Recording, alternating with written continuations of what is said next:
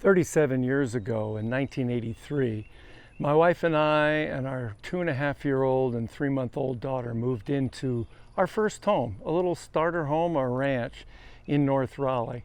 Now it's on a cul-de-sac, and I'd like to welcome you to my garden tour. Same house 37 years later, couple of additions, but it's a 1/4-acre plot of land that is pie-shaped. It's triangular, and we're down here at the entryway, the main entrance where it's the most narrow, and we'll move up through the tour as we go along. When we moved in, the entire yard was nothing but turf grass and oak trees, and if you look up you can see the 2 huge Quercus alba white oaks that are left in the front of the property. The other 4 have since been removed. 2 by Hurricane Fran in 1996 that came through Raleigh with hurricane force winds, and 2 others that began to fail, and so we ended up cutting them down.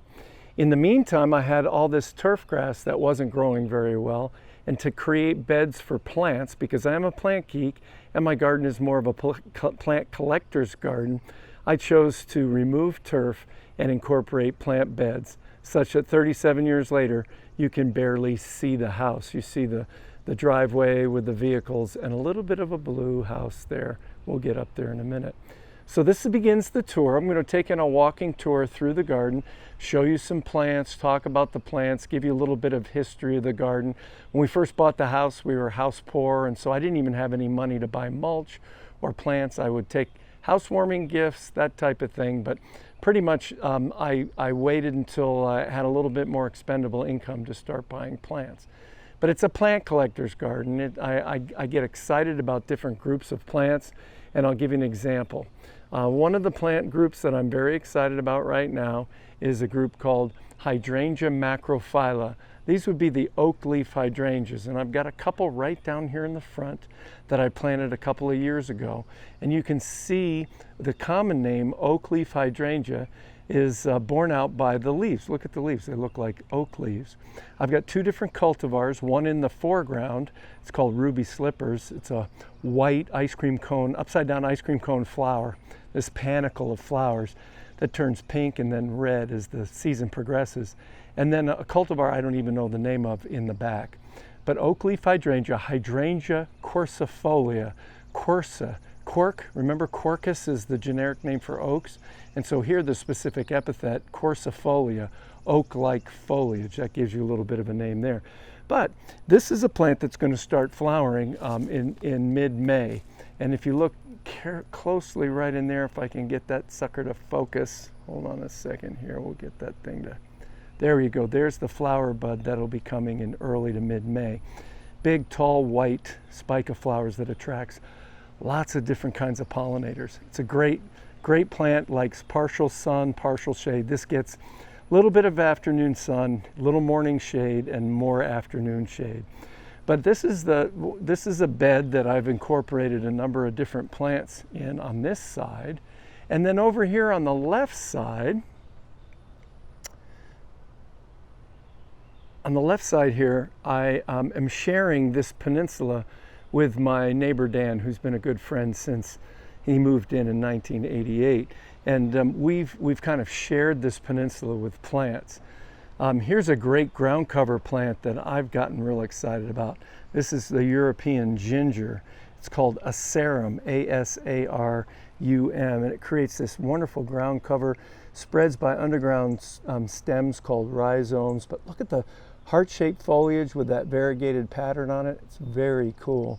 And then right planted amongst it that's coming out is a plant that was featured on the plant snippet. There's Epimedium, and I don't know exactly which cultivar that is, but if you look, you can see some of the flowers. Let's get down here. Yeah, there they go. You can see some of the flowers that are still there. So you get that contrast of foliage types and the flowers as well. So I use this bed for shade. I've got a number of plants that enjoy the shade, and so plant them there. Right to my left here, you can see the trunk of a Japanese maple, and then over on the other side is another Japanese is another Japanese maple. There's the other Japanese maple right there.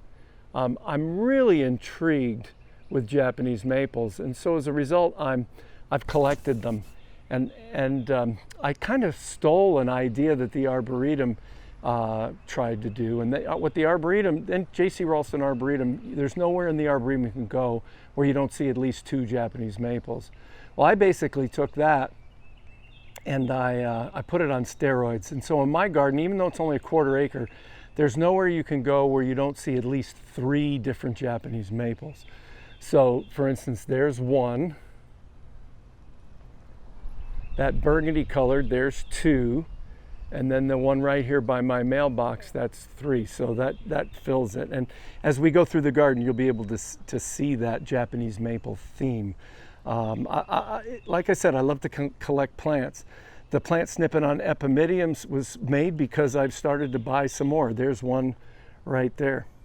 And then I planted another new one right up here. And so I've started, a fair collection of epimedium. And here, another oak leaf hydrangea. So you can see the theme that's developing, different groupings of plants in different beds. All right, and of course, there are the 2 giant oaks, right? But a few years ago, when we first moved in, over 25 years ago, took all the turf out and planted these evergreens. They're called Elysium. Planted those to create kind of an informal screen so that people can't just, as they drive around the circles, see up around the house. And so that's what I've created there. You want to see the lawn? Come on, I'll show you the turf. We'll take a walk right up here. And of course, what I'm trying to do is share with you what you'd see if you were here on the tour. Before we go over to the turf, here's that plant that I talked about in class called Elysium, the anise. And this is Halley's Comet. And you can see why it's called that. These are the flowers that come out in April. Look at that. That's got kind of like this light pink, almost red colored, star-shaped flower. There it is right there, all over the plant. So this is that plant that I talked to you about in class. When we were talking about rejuvenation pruning. Okay, these are the 2 plants that I cut right to the ground, and that was about 5 years ago. And you can see how they have rejuvenated. It's really quite cool, even to the point where they're producing lots of flowers. And then another herbaceous perennial that we talked about in our class when we were discussing rhizomes is the variegated Solomon's seal, okay, Polygonatum, okay, odoratum variegatum. How do you like that for a name? Variegated Solomon's seal, shade-tolerant plant, spreads by rhizomes. Remember, I showed you how you can cut them up to propagate it. But let's get a little bit closer. You can see the variegated leaves. And you can also see, if you look down in there, what's left of these little lily-of-the-valley-like flowers that are hanging down. So that's a really cool plant as well. I've got this plant planted all over my landscape. It'll tolerate sun, full shade, partial sun, partial shade. A very versatile plant in that regard. All right, let's go up and take a look at the lawn.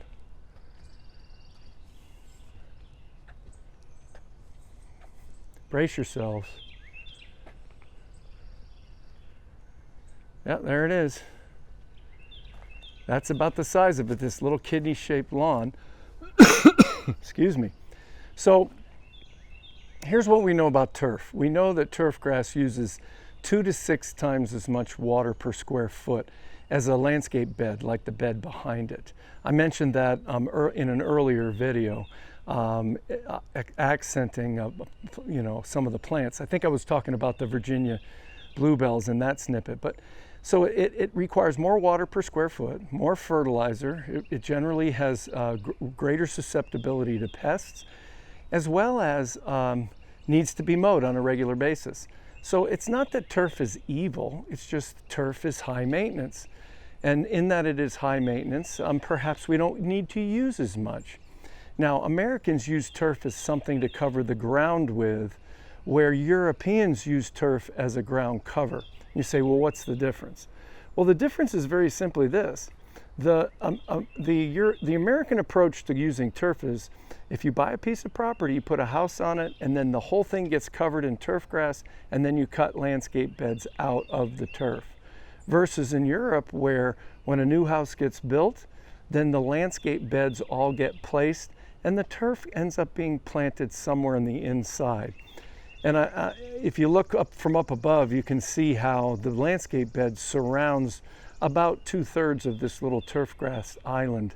So I'm using turf as a ground cover in this environment here in the front yard. And then I have a number of plants. My epimedium are up here. There's our friend the Virginia bluebells. It's actually starting to languish a little bit. Remember, that's a spring ephemeral that's going to start going away. Another epimedium. I've got a number of different hydrangeas, ground covers, all surrounding the bed here. And so you can see I'm trying to create this kind of enclosure, if you will. And there we go, another Japanese maple. This is a burgundy leaf Japanese maple. The leaves come out burgundy. This one is called Tamukiyama, and it holds that burgundy color well into the summer, and then it fades a little bit.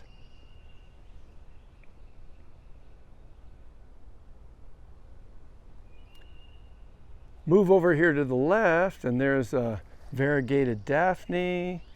There's this pulmonaria called Shrimps on the Barbie. And then an area of plants where there's the kitchen window. And so from the kitchen window, you see the bluebird house. We got the bluebird eggs in there. Research shows that you need to face the bluebird house southeast. Otherwise, I would have put it facing the kitchen window. But there it is, facing southeast. A number of hydrangeas here that will come out and flower. So that's kind of a thumbnail of the front yard. This is probably the youngest area of the garden. Some of the older Japanese maples, the hemlocks you see in the back, were planted a long time ago. But a lot of the shrubs and perennials that I've planted around the turf are all new. When I say new, within the past 2 or 3 years. And the last thing I want to talk about here before we go into the side yard is that bird bath. I placed that bird bath very deliberately, and I placed it in a place where when you're standing at the kitchen window and you look out the window, your eye can't help but see that bird bath because the birds love to bathe in it.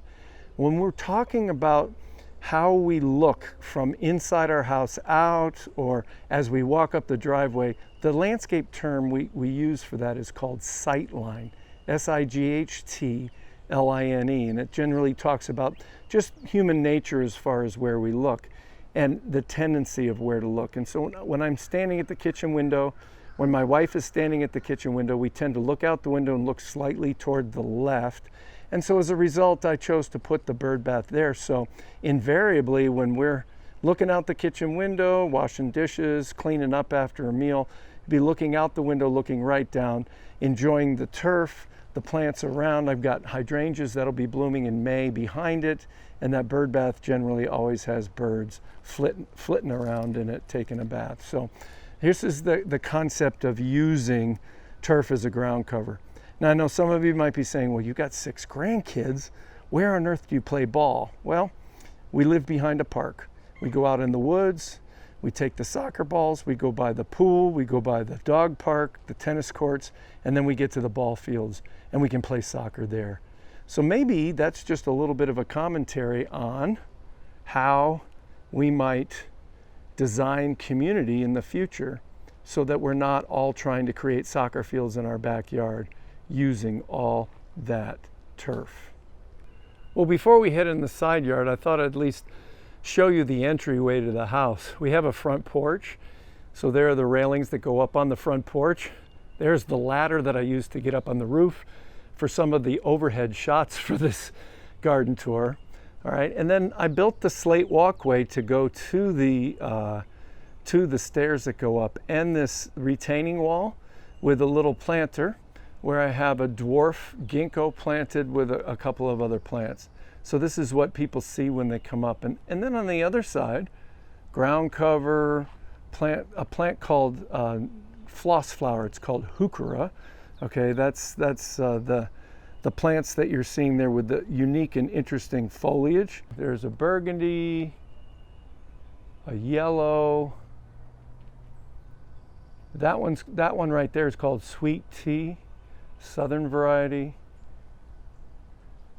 This cute little ball-shaped plant is called Cryptomeria japonica. It's a little globe-shaped, grows about a ½ inch a year. I love these little dwarf plants. And then you can see these other, right here, these other heuchera, Heuchera. Limited use, they're perennials, but they do provide great spring foliage color. Kind of crap out in the summertime, but that's all right. I still like them. And then right up here, a couple of hydrangeas, still with flower buds from last year, and they'll be flowering later in the year. Coming around to the side garden, you can see there's the kitchen door. Got the little red wagon and my gardening shoes out there on the stoop.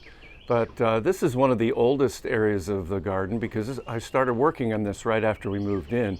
And you remember I said I was house poor, so I didn't have a lot of money to buy pavers and things like that.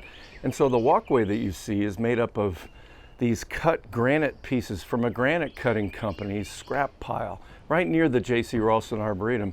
And I'd take a couple of those stones and I would put it into my car, drive home, and after about a month or so I had enough to build this walkway. So that's originated back since 1983. Now this garden here has been through a number of iterations. There's a Japanese maple right here in the foreground, and you can see a large arbor with lots of vines, and I'll tell you about that a little bit.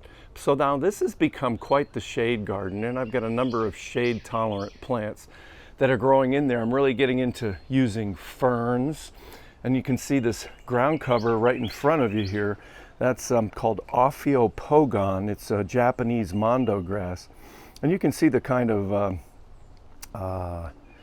ground cover that it forms. Well, I recently took some larger shrubs out in this spot, planted 2 boxwoods, and then I divided that Ophiopogon and planted some more clumps there and there. What you're not seeing are my garbage cans, which usually go back in that area there. But here's this shade tolerant area where I have ferns. I've got a number of different plants that tolerate shade. And then, of course, there's another Japanese maple at the end, and there's the entrance into the backyard garden, which we'll talk about here in a second. But I'd like to take just a few minutes and point your attention to the arbor. Now this arbor is the result of a very bad ice storm that occurred back in 2001 that took out some upright evergreen shrubs that my neighbor and I had planted in between our 2 yards. And so after it was over, we decided that it would be a good idea to build an arbor. Now we're not looking for a screen as much as just an ornamental element between the 2 gardens. And so that's what we ended up doing. We designed it with 4x6s and plumber's piping. We built the structure, and then we planted a number of different vines on that structure and let them duke it out. So the vine you see up at the top is called chocolate vine. It has little brown flowers, and then climbing hydrangeas down in with the larger leaves. The orange flowers that you see, and let's get in close here so you can see them. The orange flowers, in fact, they just opened up since yesterday. Many of them opened up. Is called crossvine, Bignonia capreolata, and there's crossvine right there. You'll notice that it's an orange flower with a yellow center. The hummingbirds absolutely adore it. It's a great, great flower, the long tubular flower. The hummingbirds can stick their snouts right down in there and take up the nectar. So we built this, we let these plants duke it out. Here you can see the flower buds of the climbing hydrangea right there. And so they'll be bright white, flat white, and contrast with the crossvine. Here you can see the profusion of flowers in this one area of the arbor on the crossvine. So it's really cool, And it serves its purpose. We're not looking for an ultimate screen as much as we're looking to just create an architectural element that delineates the two properties. And we'll talk about the entranceway into the backyard garden here in a second. I'm going to turn around, show you a little bit about how the garden looks from this side. And you can see, you know, we've got a number of different perennials growing in there. I've got a couple of empty spots. I've ordered some plants online from a mail order nursery, and I'm excited I'm going to be able to put them in there. And you know, I got to tell you about this plant, y'all. This is so cool. This is called Ligularia, tractor seat Ligularia, and it gets the common name from these giant leaves that look like tractor seats, for those of you familiar with tractor seats. But it's Ligularia japonicum giganteum, and the leaves grow anywhere from 12 to 24 inches across. And I'm going to try to do something here. I'm going to take my hand and I'm going to put it in there so you can get a feel for how big this one leaf is. It gives you some perspective. It's a herbaceous perennial. It'll grow about 2-3 feet tall. Leaves will get even bigger than this one that you see. And then late in September, produces flower stalks and then flowers in October with bright yellow flowers. It's just awesome. It's a great perennial, and I'm so glad that I put it there. So now let's take a look at the entryway into the backyard garden. All right, and so there's the sunroom off to the right. You see the white gutter. My wife and I added on a sunroom, oh gosh, it was 1992. We built a sunroom. We needed another living space for our family because our girls were getting older, having friends over and whatnot. So my neighbor Dan, who's a born-again gardener, and I'll show you, peek in and you can see his garden too. He and I are gardening buddies. My neighbor Dan and I decided that I hired him actually to build the sunroom. But I couldn't afford his budget, so I had to do some sweat equity, so I did all the painting. But I also dug the foundation, and he credited me for the foundation for the sunroom. And what was interesting is from the very first shovel that went into the ground, I hit rock. And so the foundation hole was filled with native stone, and that native stone went into building the rock wall that I'll show you. So that's the first dry stack rock wall that I've ever built, and I guarantee you it's going to be the last one that I ever build. But what's great about a dry stack wall is there's no mortar, and so any kind of hydrostatic pressure that comes from behind the wall, that would be water, okay, that moves against the wall, flows through the holes freely, and so you don't have any washouts, you don't have any pressure there. If you were to use mortar, then the water would back up behind and push against the wall, and you'd have washouts. And so I built that wall in 1992, and I haven't touched it since. So that's kind of a unique story about the garden. It tells you why I don't ever want to leave this place because of that, the wall that I built. And when I die, I've asked my family to just bury me on the back side of the wall. You know, just put my ashes somewhere back there in the wall. I know it sounds morbid, but to know that I'm going to get buried in my garden is a pretty cool thing. Okay, so here we are at the entranceway to the garden, and I want to talk a little bit about some landscape design. What are some ways that you can cause people to feel invited into the garden without having to say to them, hey, come look at my garden? What are some design features that create invitation without speaking? Well, I call this the 3 C's. If you think about these 3 words that start with the letter C, you may be able to create a more welcoming garden. The first one has to do with choice. Okay, create choice in the garden. And if you look at this entryway, you can see that you have 2 choices. You can go up on the path to the left and around, or you can take the path to the right that's down below the wall and go around. If you create choice, that creates an inviting kind of feeling. So that's the first C. The second C is curiosity.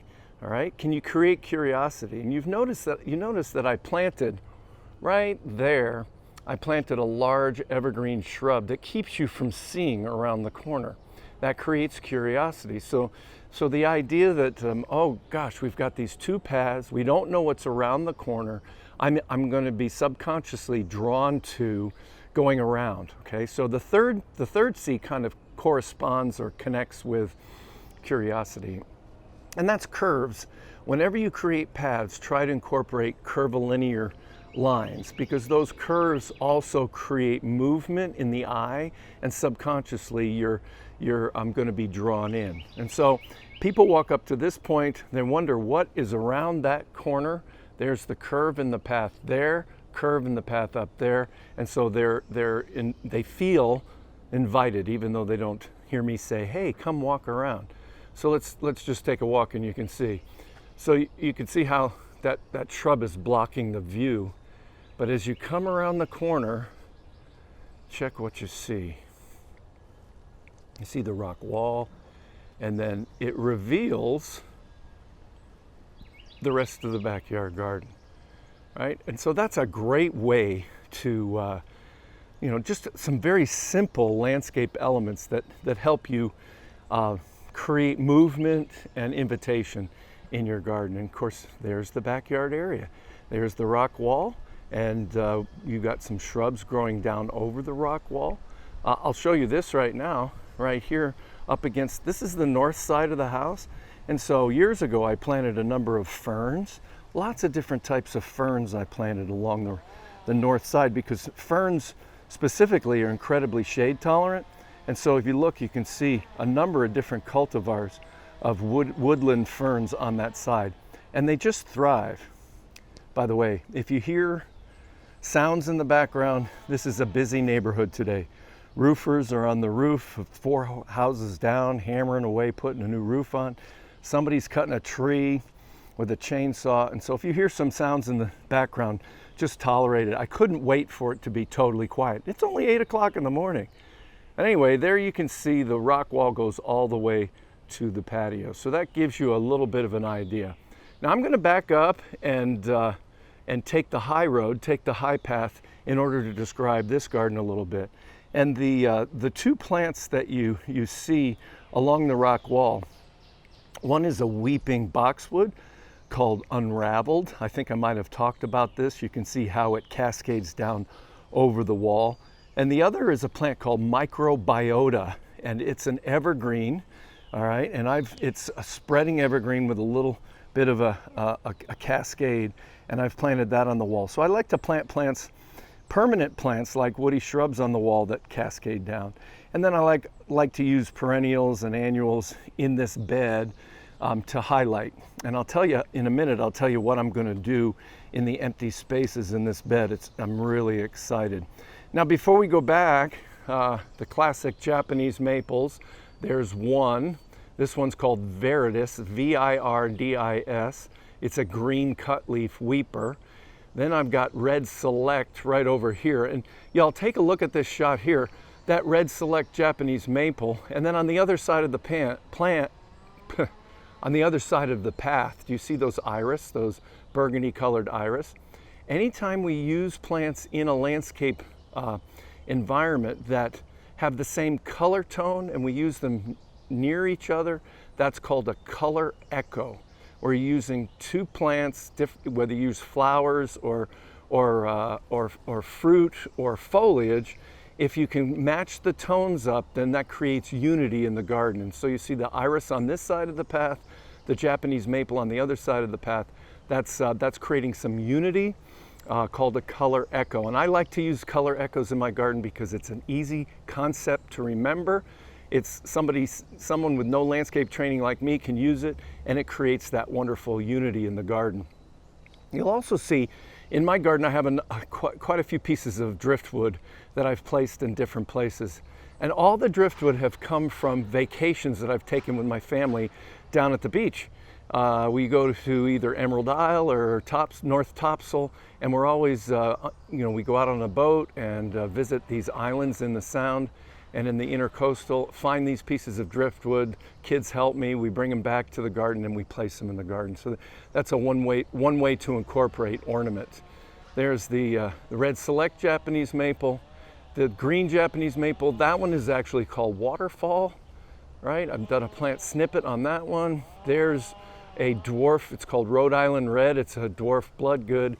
And then there's that burgundy one you see in the background is another burgundy leafed upright. So 1, 2, 3, 4, 5 standing in this one location. It's quite unique. And the featured plant next to that waterfall Japanese maple is the Ruby Falls Redbud. And about 2 weeks ago, it was in full flower. I'll try to incorporate some photos of that in this video so you can see what the flowers look like, and then you can see those weeping branches as you hear the drone, hear the chainsaw droning on. I don't know who's cutting and I don't know what they're cutting, but it's out here nonetheless. No worries, we'll continue the tour. If you were out here with me, we'd be hearing it too. So we're gonna go back and take the high road up. I'll try not to walk too fast. And as we do that, I'll tell you a little bit about my neighbor Dan, who never gardened up until about 20 years ago. He moved in 1988, has lived there ever since. And then one day he came over and he said, I've been watching you garden and I'm really interested in becoming a gardener too. And so Dan has created a very unique and special garden as well, which is a reflection of his personality versus my personality. And that's a great thing because the gardens are side by side. Now, back here to my garden, we're going to go up the path and you'll see there are a couple of elements that I've incorporated into this path.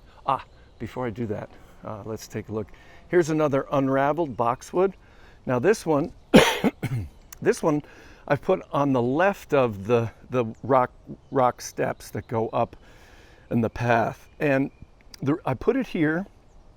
It has that cascading aspect, but I'm also going to train it. I want to train it so that it's roughly 3 to 4 feet tall and weeping down. Now the way I'm doing that is I've taken a metal rod, stuck it in the ground, and if you look closely right there, you can see I'm taking one stem and I'm training it up the metal rod so that eventually it'll go all the way up. Then I'll have to get a longer rod.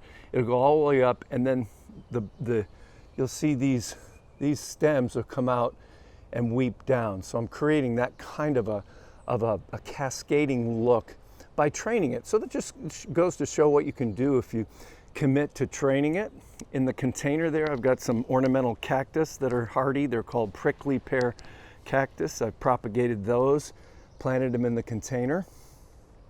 And as you come up, you can see I have an arbor. Well, you can't even see the structure underneath is made of pressure treated wood in a pyramid, but it's covered with our native honeysuckle called Linicera sempervirens. This one has beautiful red flowers. I've also started to grow some agaves. These are succulents that are hardy, and I've got this little basket that I've got them in. I've got some more that I've been propagating and potting up, and they're going to go right here because this spot right here, y'all, is the sunniest spot I have in my garden. It gets about 7+ hours of sun. All right, the honeysuckle is a great vine, very, very prolific. Has these fantastic flowers. Check out the flowers here. Red on the corolla is red on the outside, yellow on the inside. You can see the stamens and the pistil coming out of each individual flower. This is a hummingbird magnet. It brings them in, and this vine will grow on just about anything, including a wood frame that you can't even see anymore. So my house butts up against a Millbrook Exchange Park. And so here's a way I learned this little secret when it comes to gardening as well. And that is, how do you make your small backyard look bigger? Well, you blur the property line. So you'll notice instead of a fence that delineates the property line, and you see that red maple, the Japanese maple. Oh look, there's another Japanese maple in the pot. Right behind it is another Japanese maple. It's called Sangukaku, which is the cultivar epithet, but the actual common name is coral bark maple, and they say it only grows 20 feet tall, but this sucker has just thrived and is huge. Well, that marks my property line right there. You see those rocks and you see the the trunk of the tree, that's the property line. So if I had put a fence there, this backyard area would look way tight and look very small. So I don't have a lot of property back here.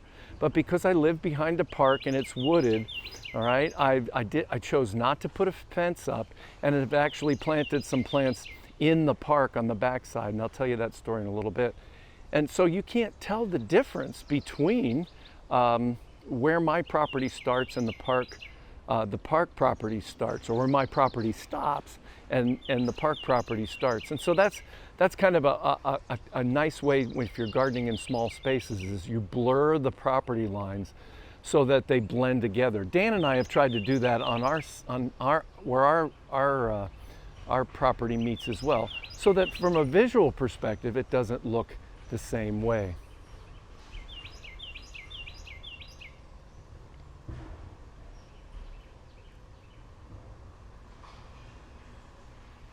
Okay, so lots of different plants, mixed border. I'll be incorporating more perennials and annuals in this area. That yellow plant you see right there is a Hypericum cultivar Brigadoon. Isn't that awesome? Look at the color of the leaves there. They're a yellow with a red tinge, some turning green. This is on the edge underneath an oak tree, so it gets morning sun, but by the afternoon it's shaded. And so I'm always very cognizant of light requirements of plants, and also the where the sun is, whether it's an eastern exposure or a western exposure. If it's a late sun, it's very hot, and we call that heat load. You have to have plants that are very tolerant of the heat. If it's morning sun, that's not as much heat, and the plants can tolerate that. If we look up, we see another yellow plant. Oh, look, a color echo. There's Brigadoon, and that's an oak leaf hydrangea called Little Honey, and it pushes out leaves that are yellow coloration, which is also very nice. And speaking of color echoes, here's a plant called Baptisia, and it's characterized by these yellow spikes of flowers that come out. It's an herbaceous perennial, and it flowers middle of April. And so amongst those three plants, we've got some really cool color echo going on. All right, now, coming down here on the upper path, you can see I've got beds on either side with the maples and whatnot in the back. Here is a bed between the lower path, and of course there's the sunroom. And so remember, we talked about sight lines, the kind of where you tend to look from the inside of your house out. You can see the sunroom. I sit in the sunroom. I'll try to include a shot of that. And you look out and you can see the certain plants from where you're sitting. And so we want to be thinking about the sight lines. The lower path goes to the patio, and we'll go over there to the patio here in a minute. But I wanted to talk about this bed because I have some woody plants in there. I have some herbaceous perennials, but there's also quite a bit of space. And every year I try to grow a number of annuals in that spot that'll dress it up and give me color, because this is by far one of the sunniest spots that I have in my garden. And so this year I'm going to try something really cool. I've bought a whole bunch of zinnia seeds and other seeds that grow annuals that attract pollinators but also make great cut flowers.